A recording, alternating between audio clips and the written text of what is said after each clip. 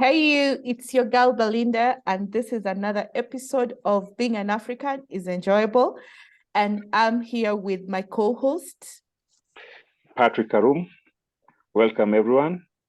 As usual, we come here, we discuss how Africans, we can enjoy our life as Africans and just being a normal day, how we spend our days, how we share, how just being an African.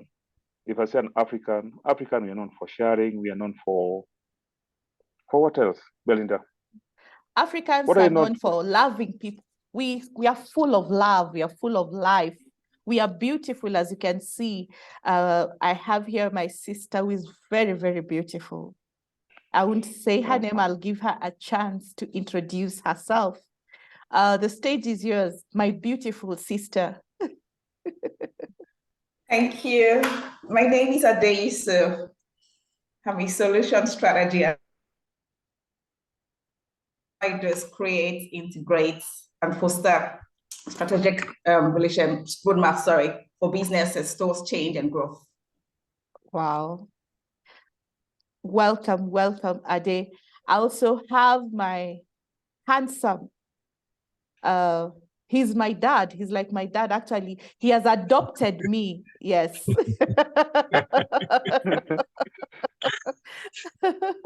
So welcome to the platform, Dad.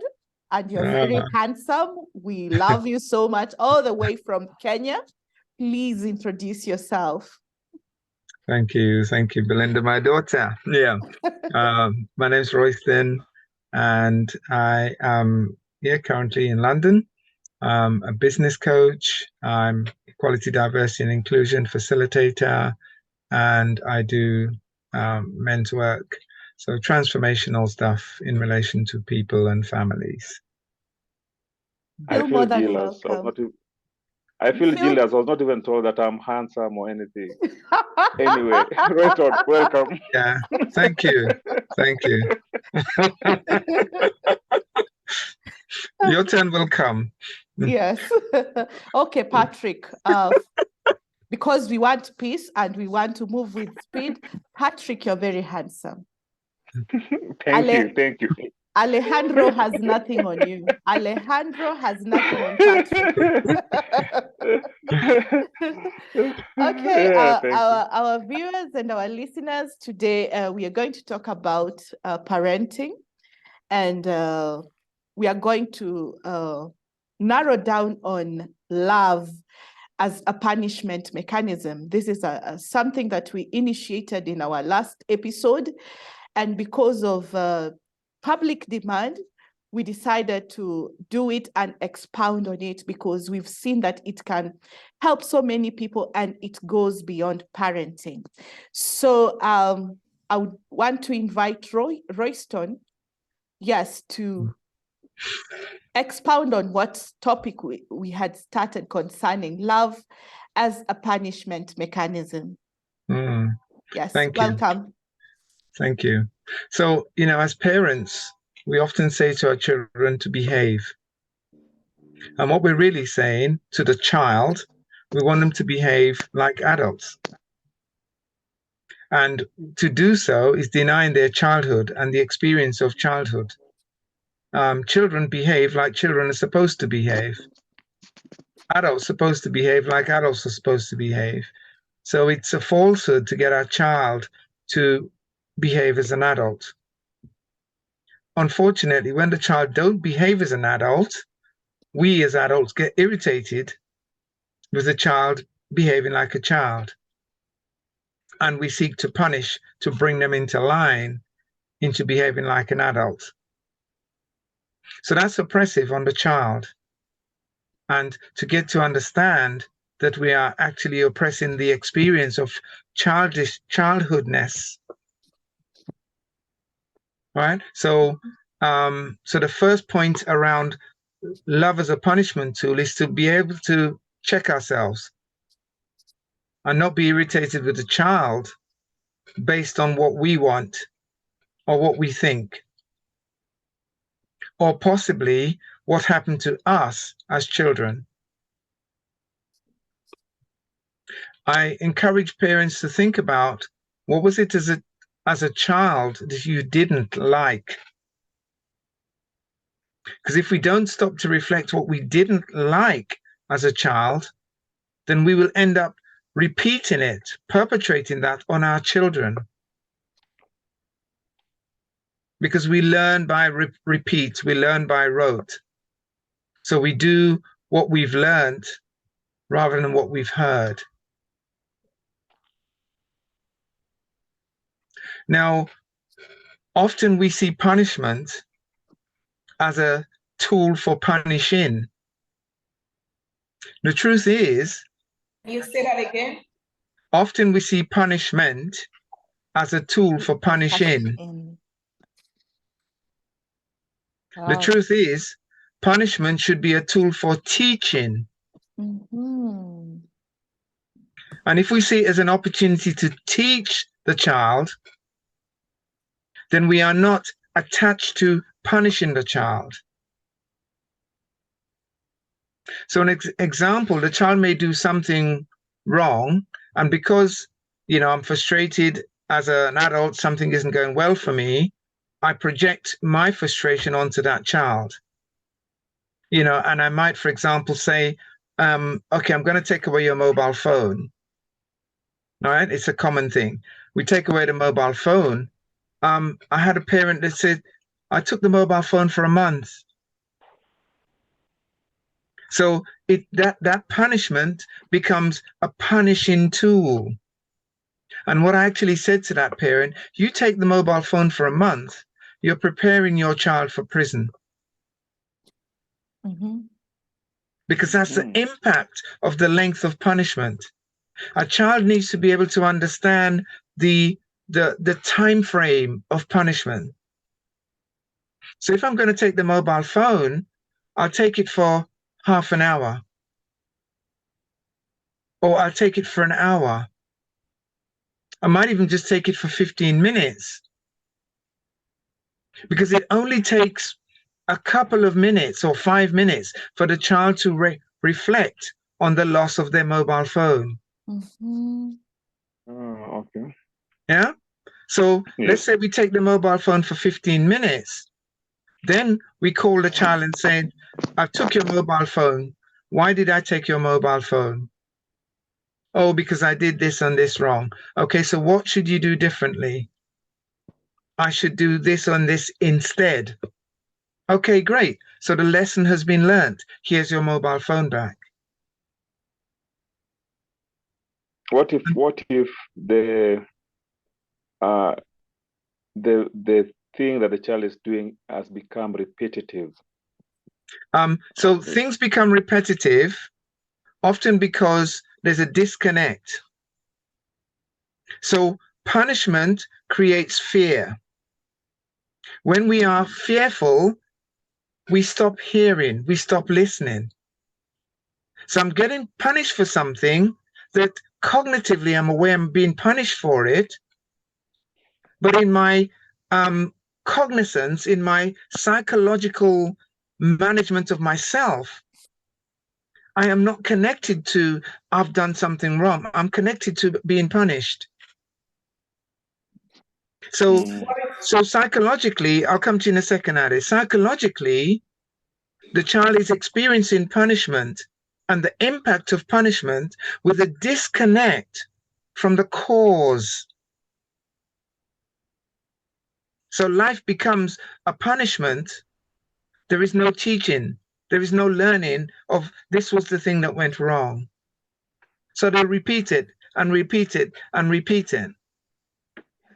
And in due course, we become attached to punishment as a measure of love. So there's no child who is born stubborn. Like no, there's no person who is there's born no such stubborn. thing.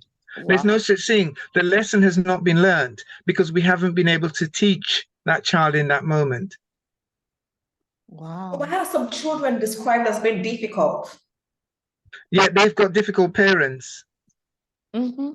They reflect what they see. The child is not difficult. They've got difficult parents. The parents haven't learned how to be in relationship with the child. Good. Yep. Wow. You know,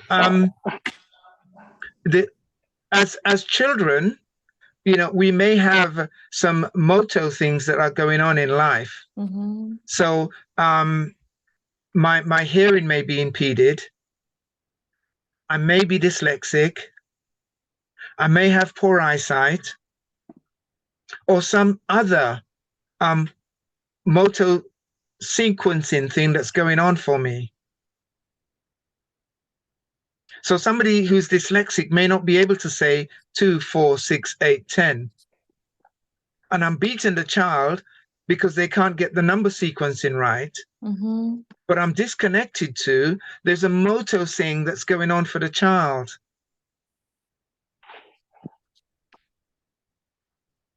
Now,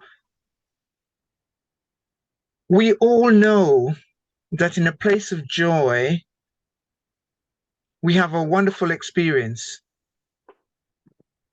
So from a place of joy, we can fly, we can soar, we can excel. Yes. From a place of punishment, we don't get off the ground. We shrink, we end up in a corner. So if I want to teach you something, create joy as a basis for teaching. So as a simple example, the child is played with, you know, Lego or some building blocks or whatever, and you want the child to put them away. You could say, you've played with your toys, go and put them away. And the child would do it with some reluctance because cognitively that's not their starting point. But if you say, okay, let's go and put the Legos away. How many can you do? I bet I can do more than you. Okay, I've done 10. How many have you done?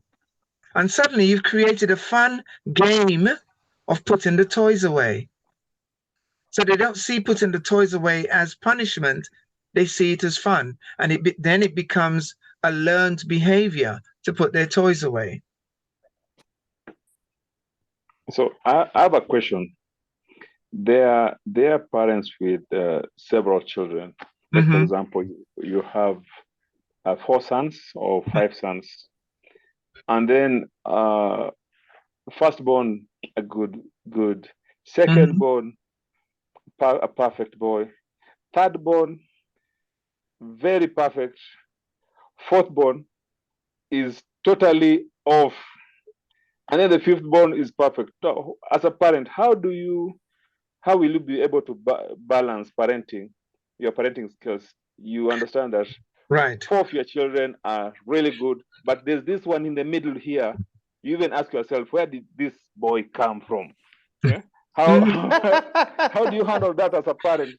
Yeah, he's the one who's always mischievous. He's the one who always have this plus of taking, like every bad thing that happens in the family. The first thing that goes into your mind, it's so and so.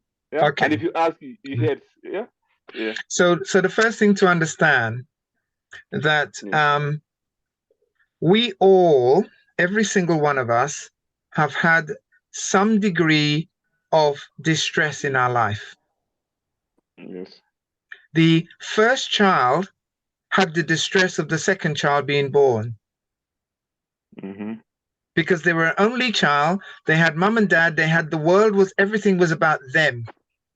Then this second child came along and there was no more space for me because this new baby is all consuming. Yes. And if the mother says, oh, leave me alone, I'll come back to you in 5 minutes, that child is already feeling rejection. Whereas if we say, come and get the nappies and help me change the nappy, and and it may be that by the time the second child comes, the first child is only just being weaned off the breast. And they now see this new baby taking what was theirs. So we've created some emotional impact. as parents, we are oblivious, we are blind to what is this emotional impact that we've created. But our brain, it's a very dumb tool. Our brain works on repeats. Yeah, So, that's true. you know, in principle, if I put my hand in the fire and it's burnt it, my brain says, don't ever put your hand in that fire again. And for some people, they'll struggle to light a fire because it's overwhelming, the pain that they experience from when their fingers got burnt. Yes. Mm-hmm. What we have to do is to teach that person how to light a fire safely. And if we never teach them, then they are scared. Mm-hmm. Mm-hmm. I'm afraid of snakes. Snakes are more afraid of me than, you know, they'll see me, they'll run away. But I grew up with the mindset of being afraid of snakes. But I shouldn't be, because they are more scared than me. They'll see me and they'll run away. Or spiders. You know, all of those things that somebody's created this psychological impact of this tiny insect that, big as I am, I'm supposed to be scared of. You know, and I'm not dealing with tarantula, I'm dealing with the average spider. Mm-hmm. Right? So we take in all these psychological message. So a parent has, let's give you a simple number, 3 children. And the mother decides, I'm going to give each child, you know, 2 slices of bread with jam and butter. The first child, you've overfed them because they only want 1. Yes. Yeah. The second child is content with 2. Mm-hmm. The third child is hungry because they needed 3. Mm-hmm. So the parent has to know what is the need of this child and how does this child uniquely operate from the other 2. Mm-hmm. Okay. So we are never the same. Some of us can run, some of us can climb, some of us can swim, some of us can sing, some of us can dance. We are never the same. And the idea of treating us the same doesn't work.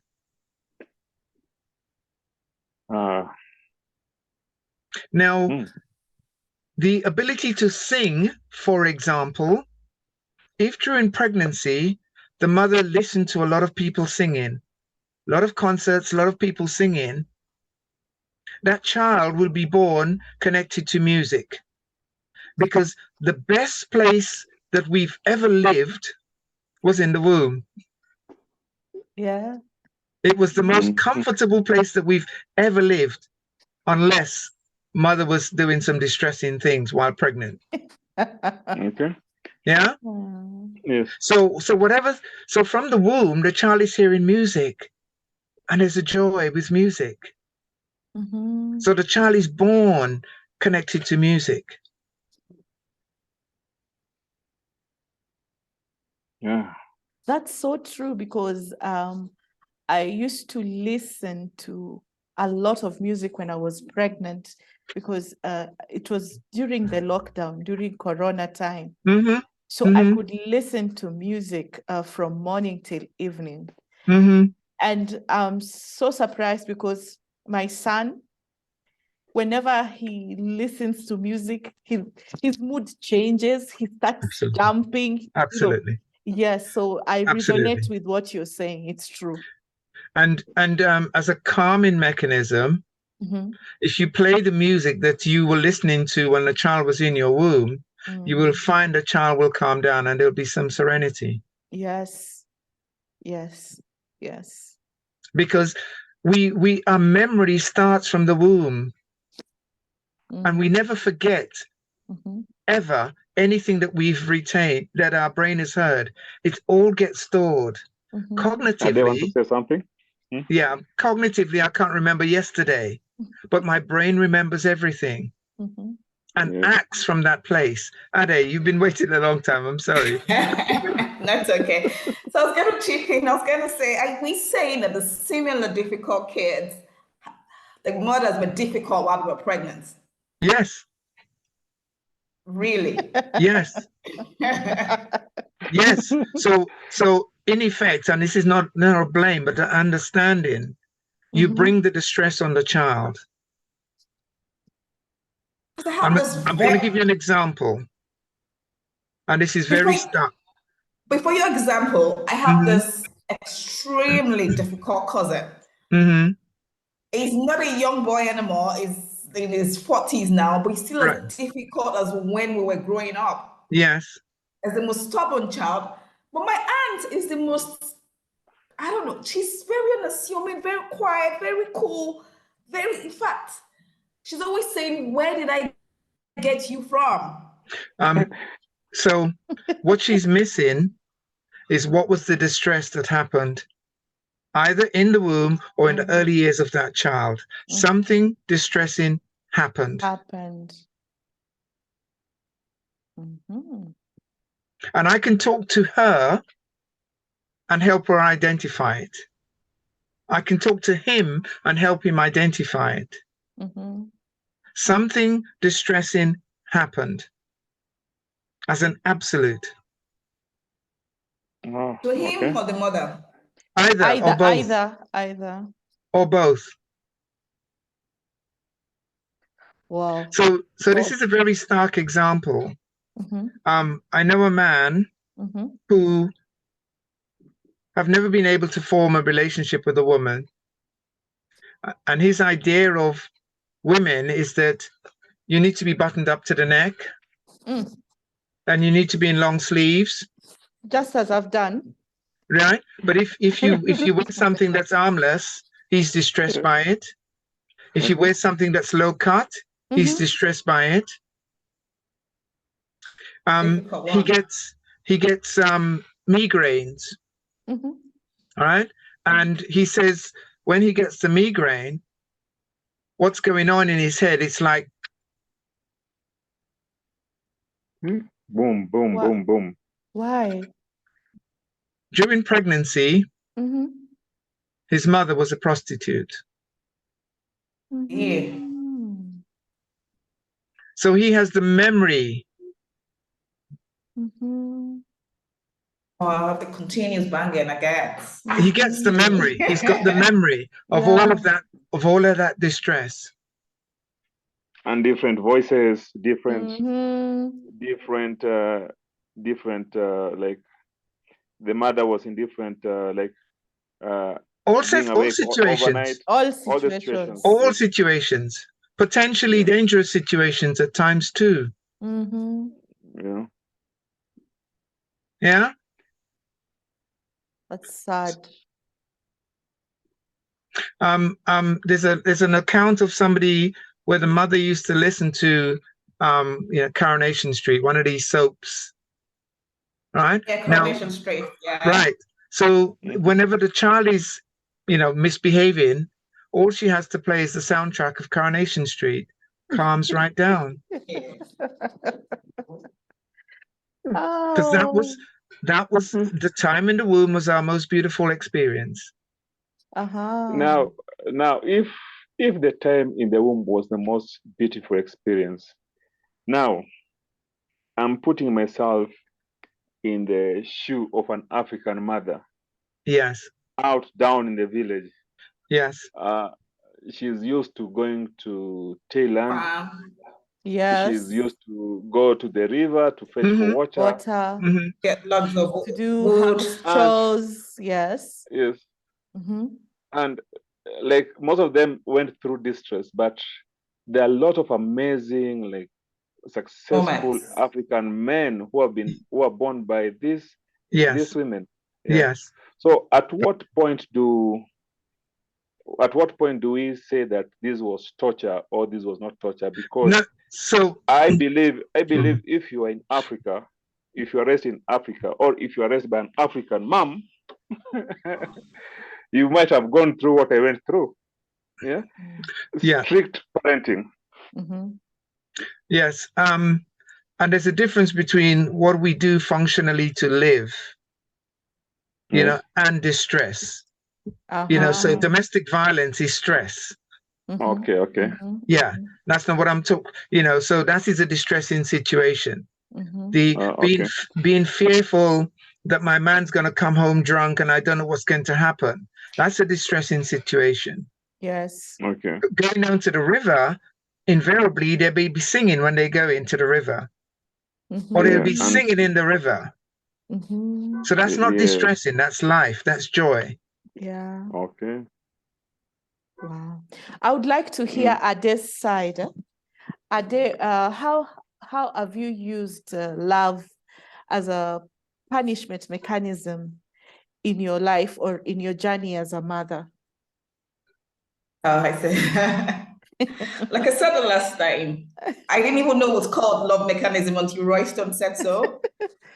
I didn't know what's called that because I realized that my kids, when they've done something awful or something wrong, and they see me coming and there's no reaction, they look at me again and like, okay, what's going on here?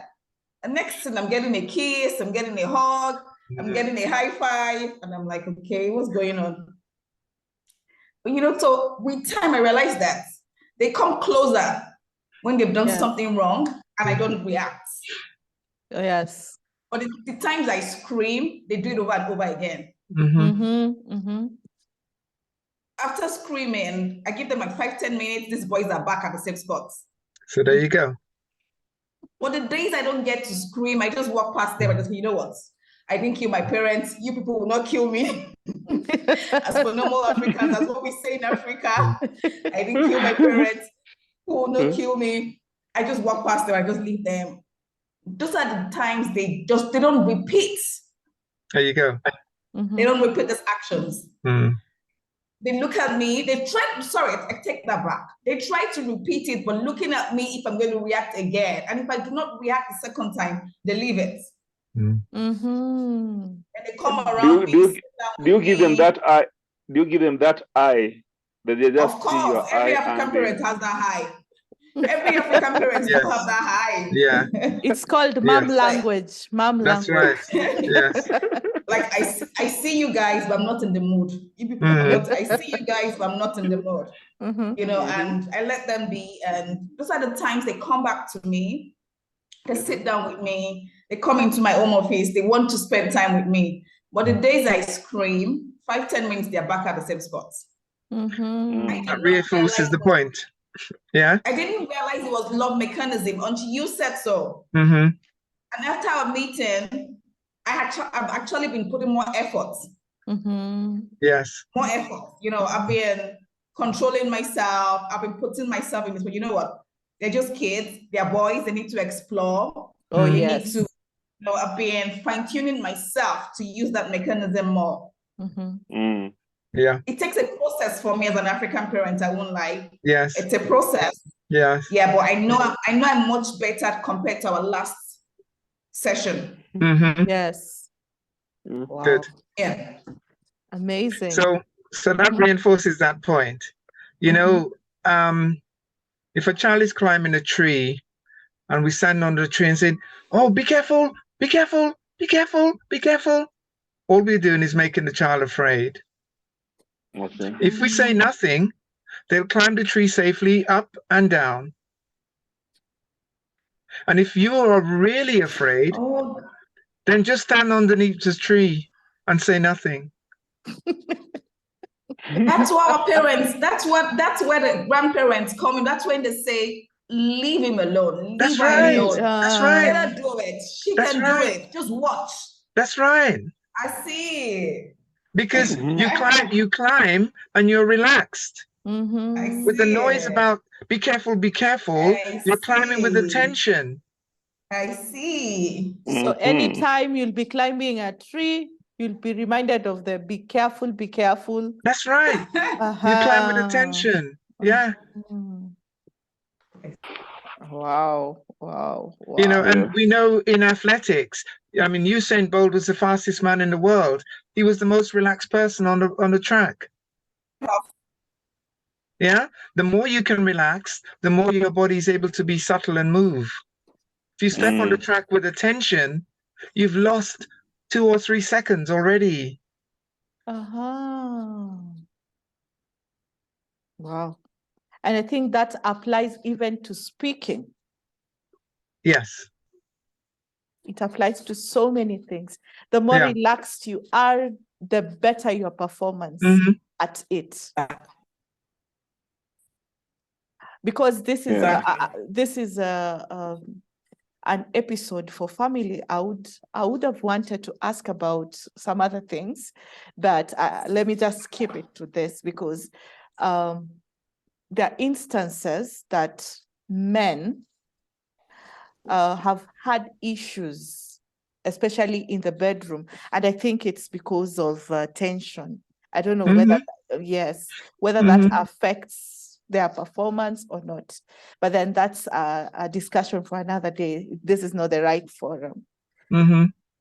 Yeah, I can say something that's healthy enough.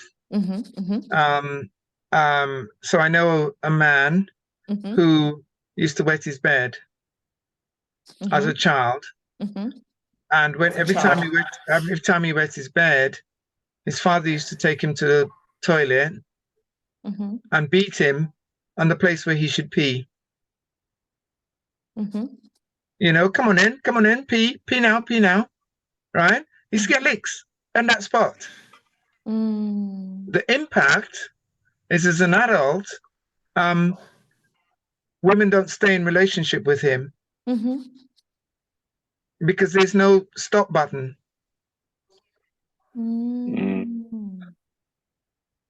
He doesn't have a stop button. Yeah. Yes, Ade? I remember. Ade, let's give Ade a chance. Yes. Okay, let me understand what you're saying, Royston. You said he used to wet his bed when he was a child. Yes. His father takes him to the restroom, then spank him. Yes. And that, I understand, that's affecting him now. The psychological impact is that he's not able to stop in his relationship. Is he African? He can't be an African man. Yes, he is. Well, they believe that too. Believe that too. Because African parents, while we were growing up, they would spank you. You should not wet your bed. And I'm not messed up.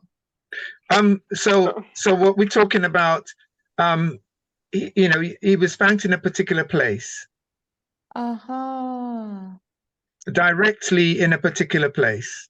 Spanking the wee-wee, that's affecting. Yeah, so that's psychological damage. It's a psychological damage. Yeah. And at that when point, when he sees the restroom, what happens to him? So as an adult in the restroom, that functions well. But in a relationship, once it's over the top. It doesn't, yeah. Oh, okay. Yeah. I remember growing up, and when we were growing up, and anytime we peed on the bed, one of the things that my late dad used to tell us, he used to remind us, when you are sleeping and you see a toilet, do not dare go there. Yeah. Yeah. So it got to a point where now I had to learn that this is a dream. This is not true. So you'll find yourself waking from one dream, and then you wake up, and then I think that I've now woken up. Now I'm going to pee. Now this is the original. This is not the real one. And then you start peeing. Finally, you've peed on the bed again. Yeah? So he kept on reminding us, when you see a toilet in your dream, do not attempt to get near there. Yes. And anytime I remember that, I find it so hilarious.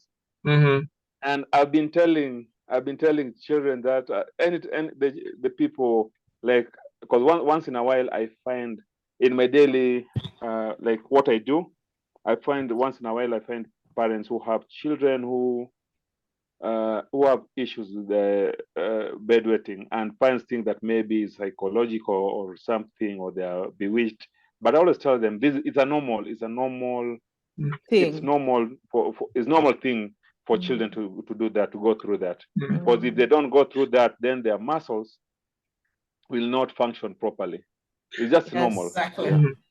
Well, I mean, I tell the story for me that at 7, my mother brought me from Trinidad back to Grenada, left me with an auntie. My cousin took me down to the river one day, and I came back from the river and my mother had gone. and I was told she went to England. All right. And so as a 7-year-old, I started wetting my bed. I didn't know it was trauma, but, you know, later I realized that that was the impact of the trauma of being abandoned. That's trauma. You know, 4 years later, I came to join her at 11. I'm still wetting my bed. At 15, still wetting my bed. You know, it was trauma. Yeah. At what point did it stop? Well, somewhere around, 15, as far as I remember. But even as an adult now, if I wake up and I need to go to the bathroom, I get up and I go to the bathroom. I don't allow myself to drift back into a dream. or else things will happen. The psychological impact of the psychology of it. I don't take the risk. Yes, you can't risk it. Yeah, I don't take the risk. Thankfully, I sleep, so I can go to the bathroom, come back, and go right back to sleep. So I wanted to give a structure. You know, if you have that child that's really difficult, because you don't understand their trauma, we teach something called nonviolent responses, and the structure of that, particularly in the UK, is around the parent taking back control of their house from their teenage children. Right? And what we say for nonviolent responses is that write down, on different pieces of paper, all the things that the child is doing that you are not happy with. Everything, write everything down. Right? Also write down all the things that you love that the child does. And then you have 4 baskets. In one basket, you put all the things that's beautiful and wonderful that the child does. All right? In the other 3 baskets, you put, in basket number 1, you put that one thing that causes you the deepest concern, usually in relation to their fear or safety or whatever. You put that one thing in that one basket. In the second basket, you put those things that are of concern, but is not as critical as that which you put in basket number 1. And in basket number 3, you put everything else. So what you now do is that one thing that you've put in basket number 1, you give your attention to addressing that one thing. And everything else you let go of. Everything else you let go of. Wow. So that thing about, Ade, when you see and you don't see, yeah, so you see the child's doing something, because here's the thing, as children, we all want to do that thing that we know that the parents don't want us to do. Yes. Because that's part of our growth and our development. Yes. So as a parent, if we jump on it immediately, the child never gets to experience it. So if we see it, and in our head we might count to 10, or we might count to 20, or might count to 30, and then say, oh, you're doing that thing. What that's allowed is the child to have experienced it and had some gains from experiencing it. And then you catch it, and then we put things back in order, because they know and you know that they shouldn't be doing it. So we're creating this win-win in that moment. If we jump on it immediately, the child never gets to win anything. They never get to experience anything. Wow. Right? Yeah. So coming back to this one basket, you put this one thing in that one basket and you give that attention. Now, that one thing might be, for example, after school, the child don't come home. You expect them home at 4 and they're coming home at 6 or 7 or 8 in the evening.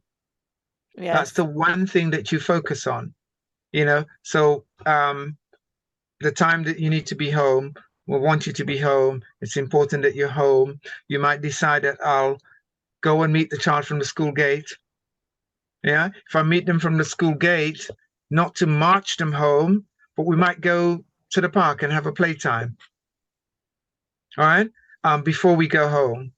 So we're creating mechanisms to draw the child to come home. Wow. We might ask for, a contract. So what's the requirement? Okay, I'll come home. So from school, you need to be home by, say 4:30. So if that child is late for every half an hour, we might say, okay, so every half an hour you're late, we'll take the mobile phone for 5 minutes. Mm-hmm. What if this child gets used to? What if this child gets used to having to get his phone for 5 minutes?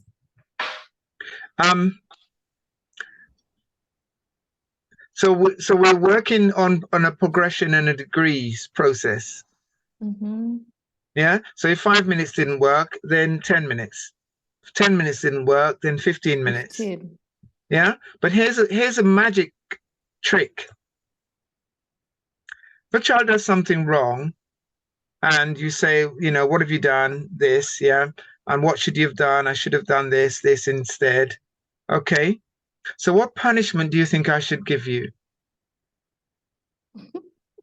My son smiles. He will just smile at you. No, but you asked the question. What punishment do you think I should give you? Yeah. He will just smile. Okay. You've gotten now to a point of now you are negotiation on how to punish. You're applying psychology. Because the other day they went to pee on the rug. Because this psychology works on adults just as it does on children. Mm-hmm. What punishment do you think I should give you? Well, okay, Mummy, maybe, you should take my phone for half an hour because that's the agreement that we had in place. So you're absolutely right. I should take your phone for half an hour. What I'm not going to do today, I'm not going to take your phone at all. Mm-hmm. And the psychological impact of being let off, knowing that they were entitled to that punishment, brings them closer to you. What Adi was describing, they're all over her and giving her kisses and whatever. Yeah, that's the psychological impact. Mm-hmm. Now, for an adult, mm-hmm. Okay, Belinda, you've got this task to do. Yes. And we've agreed this is the task. When can I expect it from you? What happens is that you say, oh, in my head, yeah, I need 2 weeks to do this, but I don't want Royston to think bad of me. So, okay, you'll have it in a week. All right? Mm-hmm. And I can then say, okay, having it in a week would be great, but I don't actually need it then. So I'll be delighted as long as I get it within 2 weeks' time. Mm-hmm. You then think I'm the best boss on the planet because I've given you some longer time to do the work. Yes. It works. Yeah, it does. It does. It works for adults. It works for children. Mm-hmm. When I know I've entitled to that punishment and I've been let off, or I've been given a reprieve, changes the relationship. Yes. Wow. We can talk. I remember. We can talk about this, but our time is well spent. It's already 19 minutes past 3. Mm-hmm. Mm-hmm. Yeah, sorry. Yeah. Let me just now, before we finish, Royston has said something, and I've remembered how when I just finished college, and when I finished high school and I was going into college, my mom made me write all my problems and all the issues that I have with them, with the family. And then I thought that I really I enjoyed the moment of writing. She then took all that, put it in a basket and put it outside, and told me that now from today henceforth, you are an adult. All your problems are out there as a child. Yeah. The transition Yeah. I still remember that, and the psychological impact of that is what now you're talking about. Absolutely. Where as a parent, we need to punish with love, and I always think that was punishment with love. She didn't get what I wrote. Yeah, she understood that I had issues that I'd written as a teenager, but I was now growing up. I needed to grow up. Beautiful. Oh, wow, amazing. Beautiful. So in the interest of time, I just want to ask our guests to give us each a parting shot.